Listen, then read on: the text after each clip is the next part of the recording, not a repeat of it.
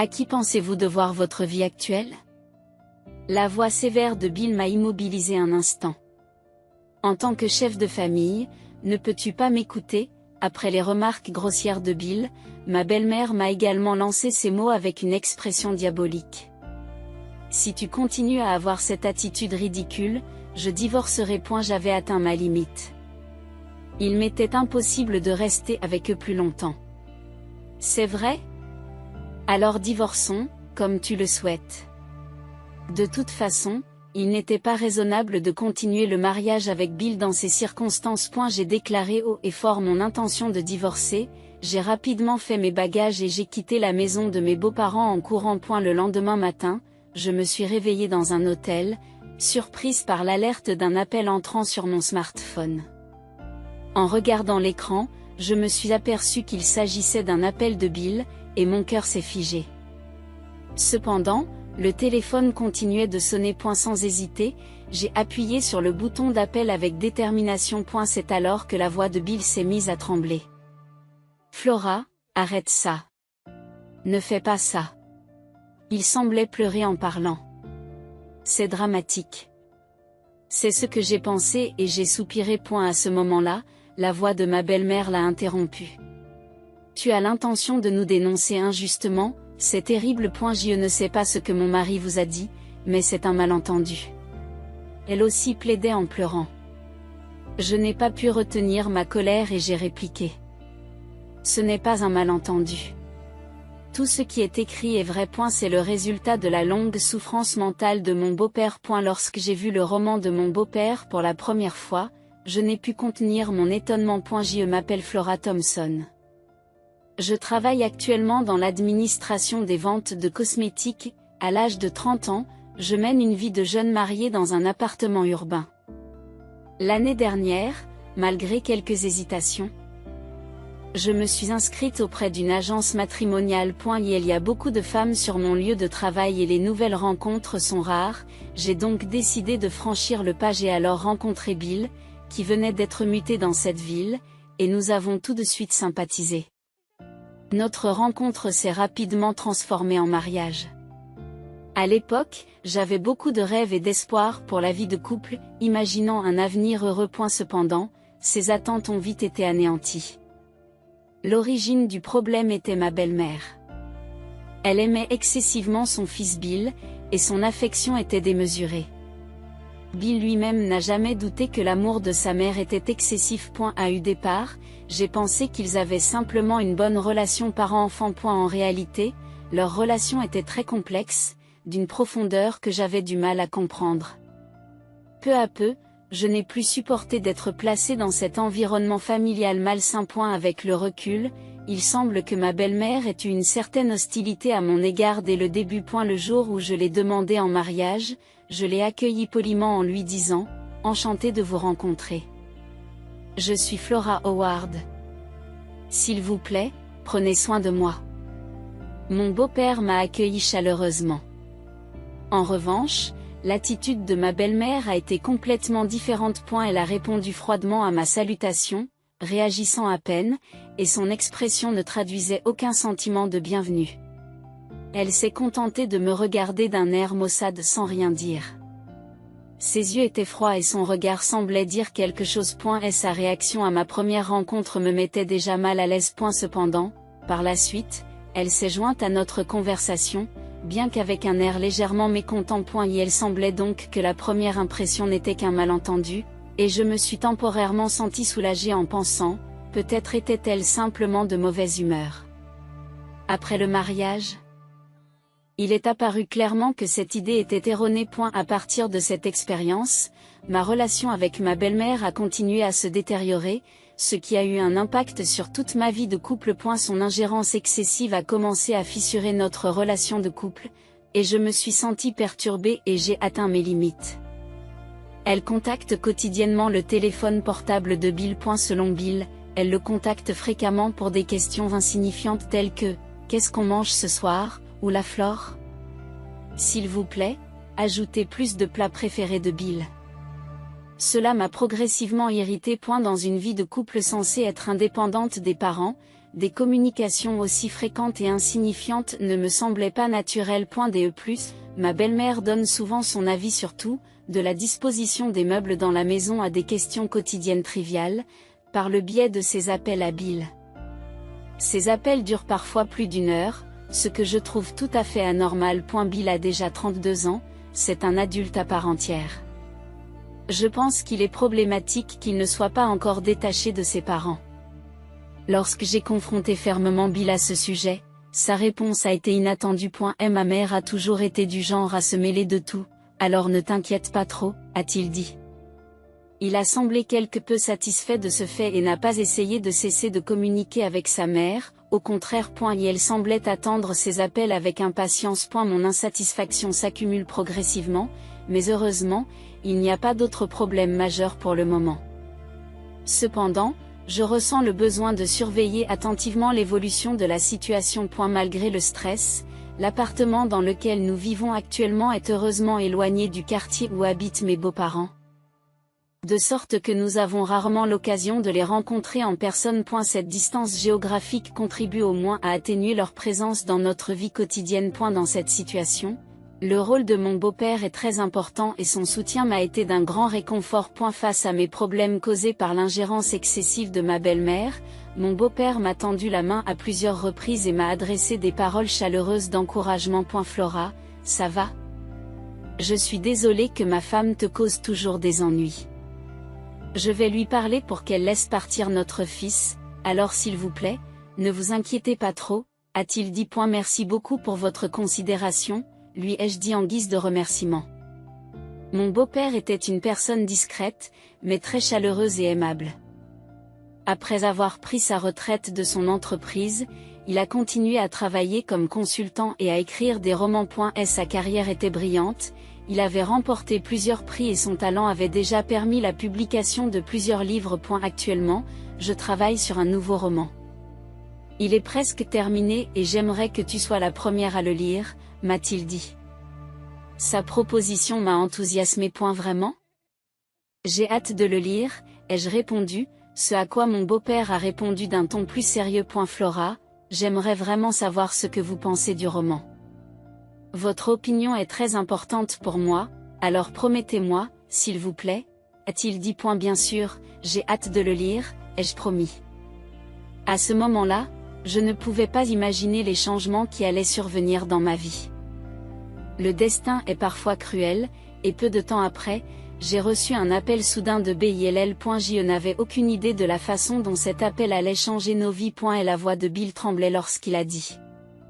Quoi, vraiment? Je n'arrive pas à y croire. D'accord, j'arrive.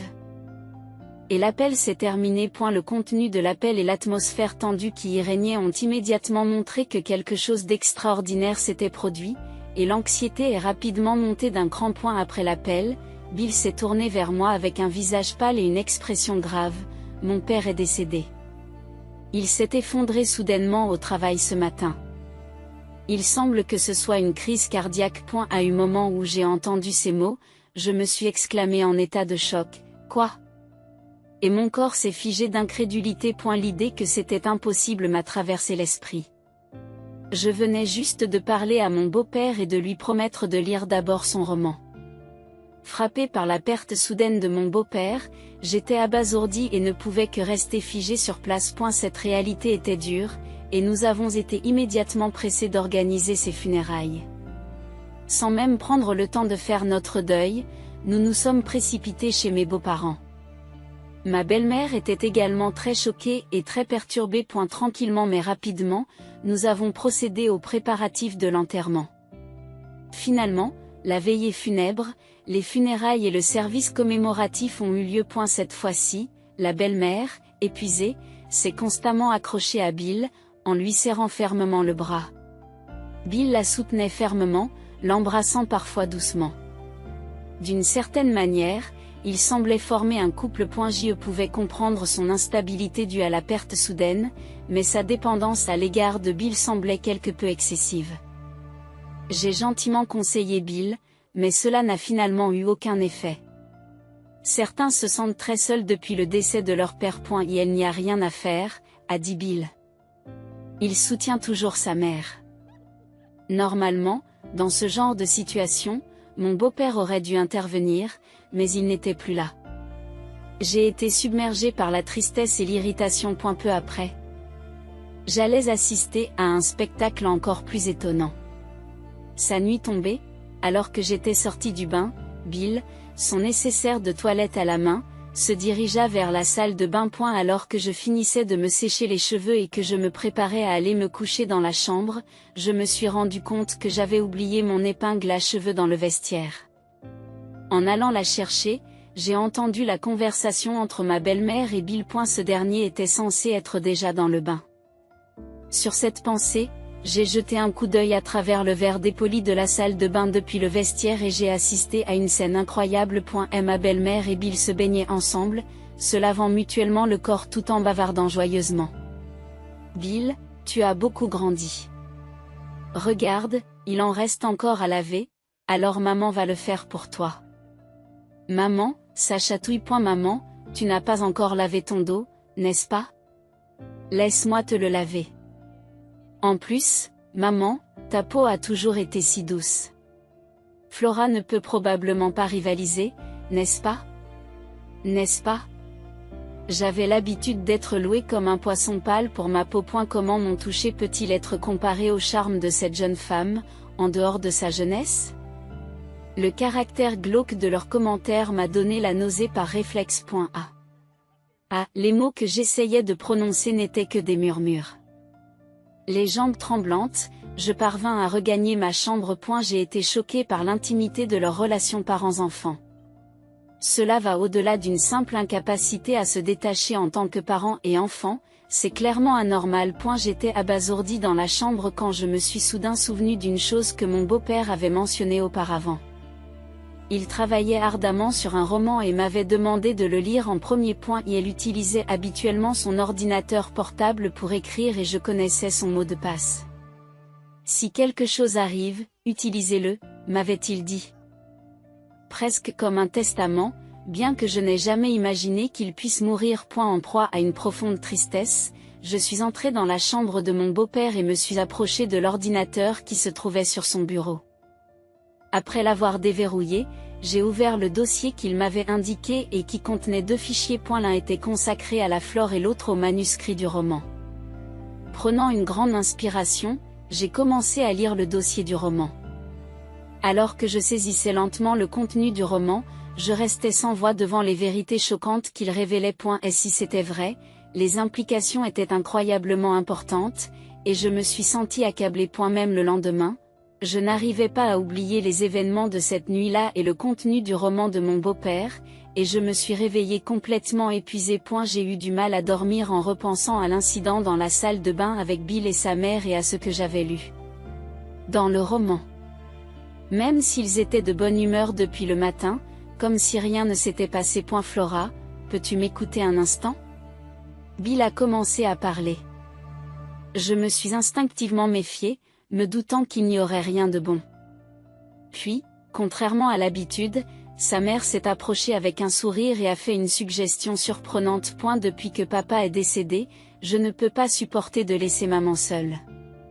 Et si nous vivions ensemble avec elle, a-t-il proposé, ce qui m'a fait sursauter et me faire dire, quoi en écoutant Bill l'expliquer avec enthousiasme, nous avons des emplois, donc nous ne pouvons pas rester ici, mais nous emmènerons maman à l'appartement, et éventuellement nous déménagerons dans un endroit plus grand. Ça va être amusant. Flora, je me réjouis de notre avenir ensemble, a dit sa mère joyeusement. Son expression m'a donné la chair de poule. Absolument pas. J'ai immédiatement refusé. Mais Bill et sa mère n'étaient pas convaincus et ont continué à insister pour que nous vivions ensemble, encore et encore. Mais ma réponse restait la même à chaque fois. Finalement, les procédures ont été achevées et le dernier jour au domicile de Mayan Lo est arrivé. Une fois de plus, Bill s'est approché de moi. Allez, ça va? Pense à ce que maman ressent lorsqu'elle est laissée seule. Je sais que nous devons la soutenir. Et si tu es humain, tu devrais pouvoir comprendre ce sentiment. Ces paroles persistantes m'ont fait hausser le ton. J'ai déjà dit non, je ne peux pas le faire. Ils se sont immédiatement mis en colère. Pourquoi es-tu si froid? Je ne pensais pas que tu pouvais être aussi cruel. C'est terrible, Flora. Vous aimez traiter une personne âgée avec autant de froideur? C'est le pire. Après cela, tout en réconfortant sa mère, Bill m'a jeté un regard sévère. À qui penses-tu devoir ta vie actuelle? La voix sévère de Bill m'a figé un instant. En tant que chef de famille, tu ne peux pas m'écouter. Après les remarques grossières de Bill, sa mère m'a également lancé ces mots avec une expression diabolique. Si tu continues à avoir cette attitude ridicule, je divorcerai. J'avais atteint ma limite. Il était impossible de rester avec eux plus longtemps. C'est vrai, alors divorçons, comme tu le souhaites. De toute façon, il n'était pas raisonnable de continuer le mariage avec Bill dans ces circonstances. J'ai déclaré haut et fort mon intention de divorcer. J'ai rapidement fait mes bagages et j'ai quitté la maison de mes beaux-parents en courant. Alors que je me laissais bercer par le train qui me ramenait à mon appartement, une soudaine vague d'épuisement m'a frappé.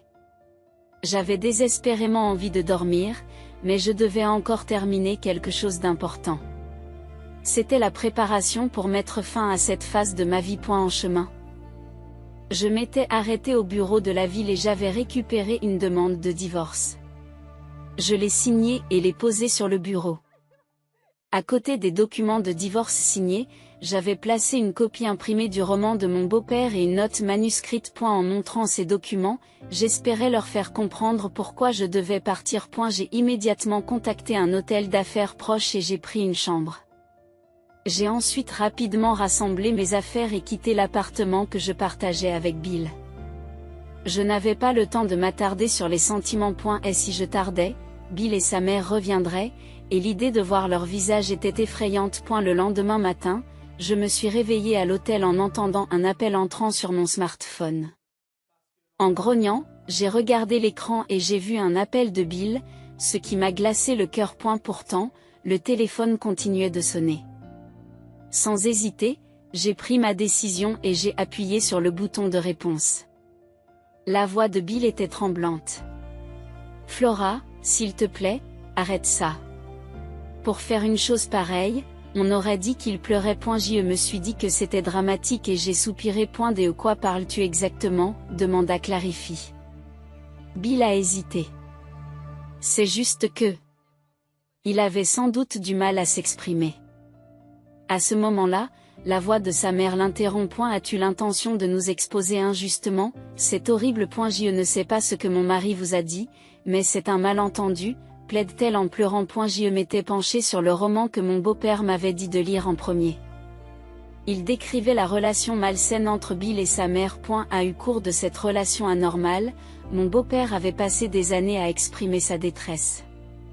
Il avait l'intention de le publier sous la forme d'un ouvrage non romanesque intitulé Une Loveless Family.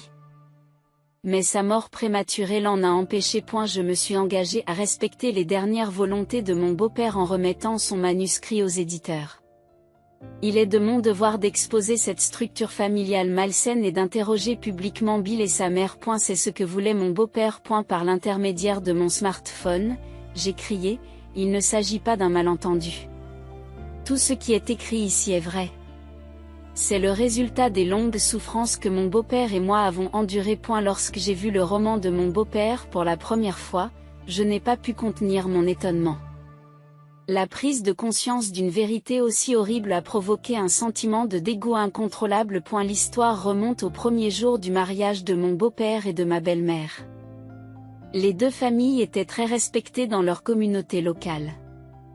Leur mariage était stratégique, destiné à unir les deux familles. Cependant, peu après le mariage, ma belle-mère a souffert d'une maladie gynécologique et n'a plus pu avoir d'enfants. Ce fait a constitué une pression sociale importante pour les deux familles, car il était d'usage à l'époque que les couples mariés aient des enfants.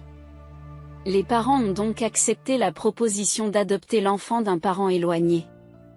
Cet enfant s'appelait Bill. Bill n'était pas l'enfant biologique de mon beau-père et de ma belle-mère. Malgré ses antécédents, il a grandi sans besoins apparents. Cependant, la façon dont ma belle-mère interagissait avec Bill posait problème. L'affection qu'elle lui portait n'était pas un amour parental typique, elle prenait une forme très particulière.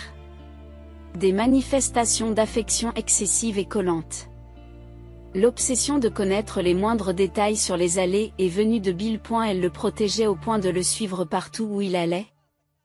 Ce qui allait bien au-delà d'un comportement normal. Mon beau-père avait essayé de remédier à la situation à plusieurs reprises en discutant avec ma belle-mère.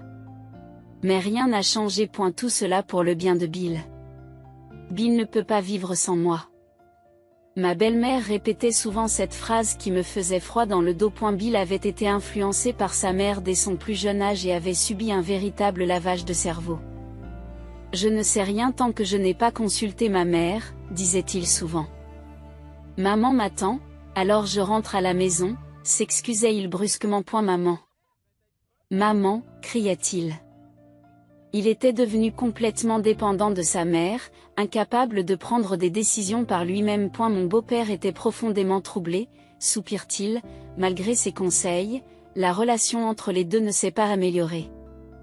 En raison de la pression sociale, le divorce n'était pas envisageable pour eux. Comme pour soulager son cœur lourd, mon beau-père s'est plongé dans l'écriture de son roman. Il y dépeint la situation anormale de son foyer et a l'intention de la rendre publique. Au fil des années, il a vécu avec cette intention. À cette époque, il a commencé à écrire des romans policiers en tant que passe-temps. Un prix a été publié à plusieurs reprises et ses œuvres ont même été adaptées au cinéma, se vantait-il. Néanmoins, la situation ne s'est pas améliorée. En fait, elle s'est peut-être aggravée. Tu n'as pas besoin d'une petite amie, interdisait souvent la mère à l'adulte Bill. Tu m'as moi, ajoutait-elle. Et elle contrôlait excessivement sa vie quotidienne. Bill ne semblait pas s'en préoccuper. Comme mon beau-père l'a également noté, il semble qu'ils aient eu une relation plus typique d'amant. Un jour, raconte mon beau-père, lorsque je suis rentré tôt, ils n'ont pas remarqué mon arrivée et n'ont pas répondu à ma salutation. J'ai annoncé que j'étais rentré. Mais on m'a ignoré. Des bruits suspects provenaient de la chambre de Bill. Cette situation a fortement perturbé mon beau-père et il redoutait de penser à ce qui avait pu se passer dans la chambre. Il espérait que ce n'était qu'un malentendu, mais si c'était le cas, le problème était de taille. C'est pourquoi, confie mon beau-père, j'ai décidé d'installer un dispositif d'écoute à titre de test et j'ai quitté la maison. À son retour, il a écouté l'enregistrement et a confirmé que des conversations inappropriées entre les deux personnes avaient bien été enregistrées. Le contenu de l'enregistrement m'a dégoûté et j'ai voulu arrêter ma lecture. Cependant, au-delà du malaise, mon désir de découvrir la vérité s'est intensifié. Alors que je continuais à lire, poursuit mon beau-père, j'apparaissais moi-même dans le roman. L'histoire commence avec Bill, qui a maintenant plus de 30 ans, et qui décide de s'inscrire dans une agence matrimoniale. Il semble que les grands-parents de Bill soient impliqués, car malgré son âge, il continue d'éviter le mariage. Ils ont multiplié les commentaires sarcastiques à l'égard de Bill, a-t-il poursuivi. C'est donc à Contreségur, conclut-il, qu'il a commencé à chercher une partenaire et a fini par s'inscrire auprès d'une agence matrimoniale, ce qui a conduit à notre rencontre. En fait, je n'étais qu'un outil pour cacher la relation anormale entre Bill et sa mère. Mon beau-père m'a décrite comme une femme très gentille et a écrit « Je regrette de l'avoir impliquée dans les problèmes de cette famille déformée ». Il m'a remis le roman détaillant les circonstances familiales, espérant que je le lirais et le comprendrais. Et elle a continué à écrire son roman avec passion. En fait, il était presque terminé. Cependant, en raison du décès soudain de mon beau-père, la scène finale n'a pas été écrite. Et elle avait peut-être prévu sa mort. Car l'histoire se termine par le fait que le roman m'a été confié. Pourquoi croire que cette histoire s'est réellement déroulée? Où sont les preuves? Papa a toujours été jaloux de notre relation, se plaignant constamment. Il m'a toujours rabaissé, débitant des mensonges, et ce roman sans valeur n'est qu'une fiction. Ma belle-mère a dit avec véhémence au téléphone, en plus du dossier du roman, il y avait un autre dossier nommé pour Flora. Il indiquait clairement que cette histoire n'était pas proche de la fiction, mais qu'elle était basée sur des faits. Plus précisément, il indiquait l'emplacement d'un dispositif d'enregistrement de leur conversation, qui a été trouvé dans la chambre de mon beau-père et que j'avais déjà en ma possession. Après la mort de mon beau-père, j'ai personnellement été témoin d'interactions désagréables entre eux dans la salle de bain.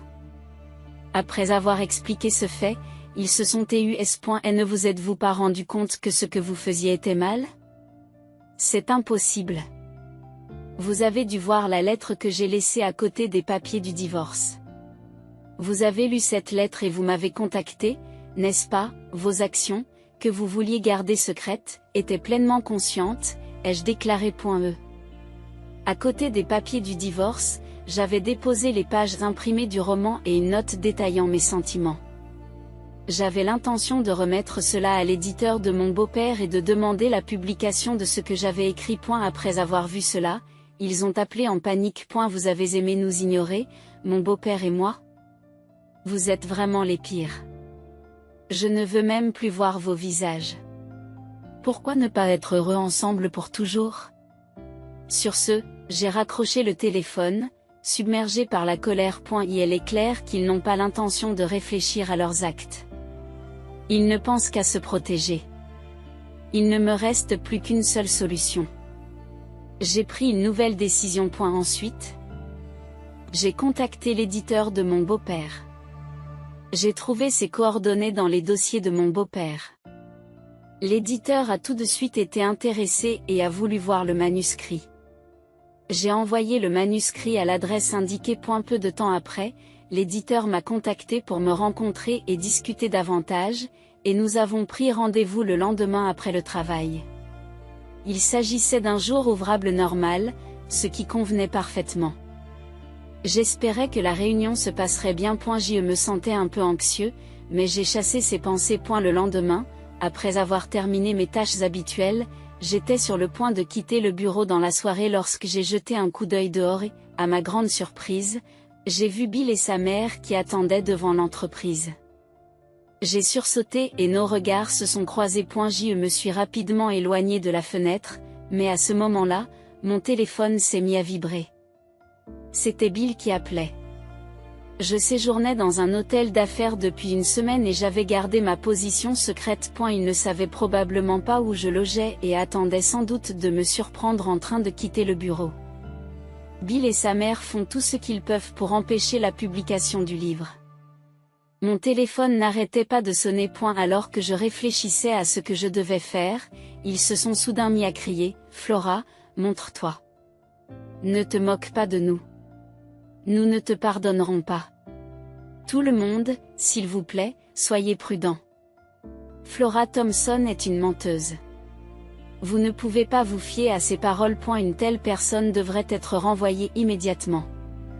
Les accusations de la République n'ont fait qu'intensifier le chaos, et j'ai dû rapidement décider comment gérer cette situation qui s'envenimait. J'ai été choqué par leurs actions. Ils provoquaient une scène devant l'entreprise, essayant de ternir ma réputation. Le bureau commençait à s'apercevoir de l'agitation qui régnait à l'extérieur et l'atmosphère était chaotique. À ce moment-là, j'ai entendu le son d'une sirène de police au loin. Soudain, quelqu'un avait appelé la police. Alors que je poussais un soupir de soulagement, quelqu'un m'a tapé sur l'épaule par derrière. Surpris, je me suis retourné pour voir mon patron inquiet. Je me suis retourné et j'ai vu mon patron inquiet. Flora, tu vas bien? Nous avons appelé la police. Merci. Je suis désolé pour le dérangement. Je me suis excusé plusieurs fois et mon patron m'a gentiment parlé. Il doit y avoir une raison spéciale pour cela, n'est-ce pas? Tout le monde ici sait que vous n'êtes pas irresponsable. L'entrée principale est bruyante, il vaut mieux sortir par l'arrière. Oui, je vous expliquerai tout plus tard. Merci. Motivé par ce soutien, j'ai rapidement quitté les lieux. J'ai jeté un coup d'œil furtif à l'entrée principale. Les deux hommes résistaient à la police qui venait d'arriver. Nous n'avons rien fait d'illégal, disaient-ils. Mais les policiers semblaient habitués à ce genre de situation. En silence, ils les ont poussés dans la voiture de police et les ont emmenés. Après m'être assuré qu'ils étaient bien emmenés, je suis sorti discrètement par la porte arrière. Ensuite, je me suis rendu directement chez l'éditeur pour rencontrer le rédacteur en chef.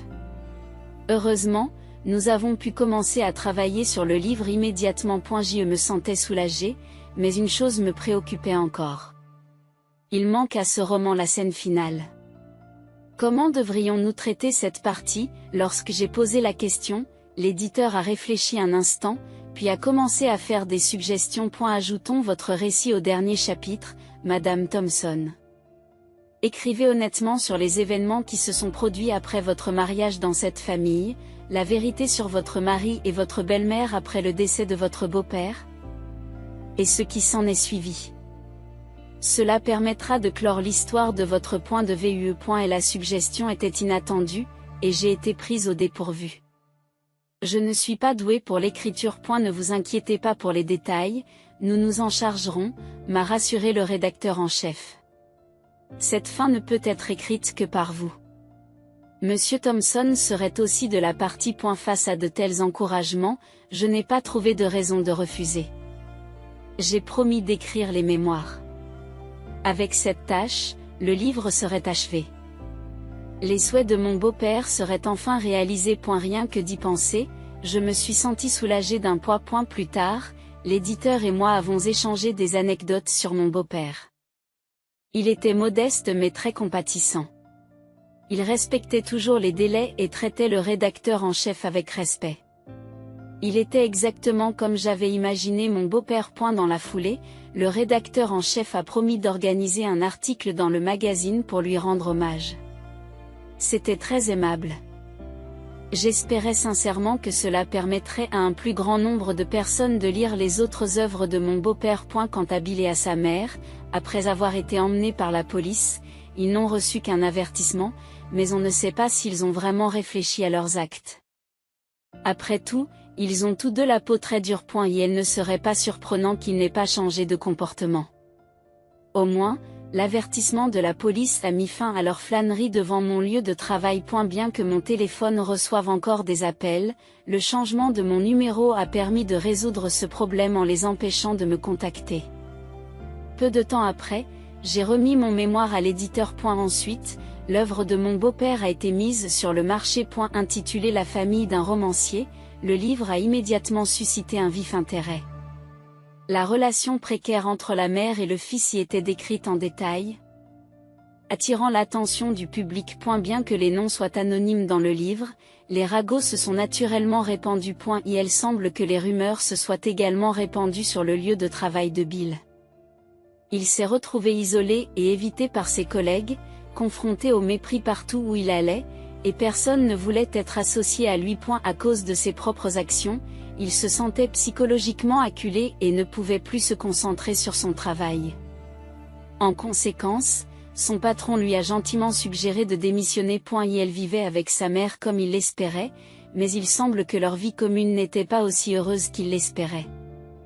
Les grands-parents de Bill étaient furieux. Il est anormal qu'une mère et son fils aient une relation aussi inappropriée, s'exclame-t-il, couvert d'insultes telles que sans vergogne et ne pouvant plus marcher dans les rues, les deux semblaient assez déprimés.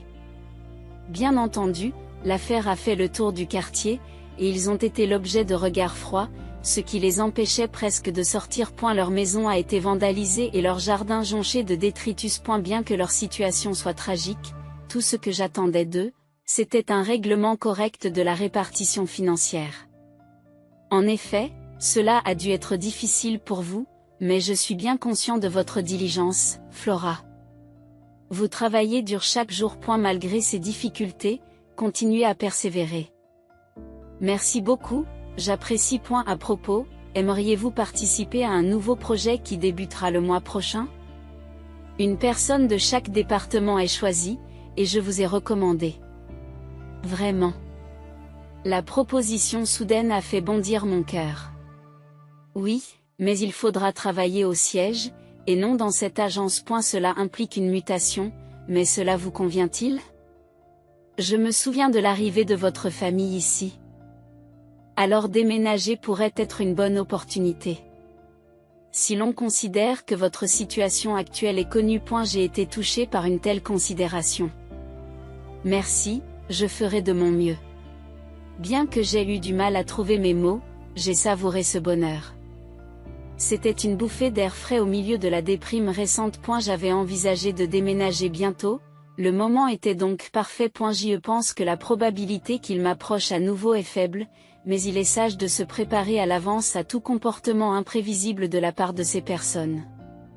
Le temps passant et mon agitation se calmant, je me suis retrouvé à visiter le cimetière où se trouve la tombe de mon beau-père. Debout devant la tombe, j'ai exprimé ma gratitude.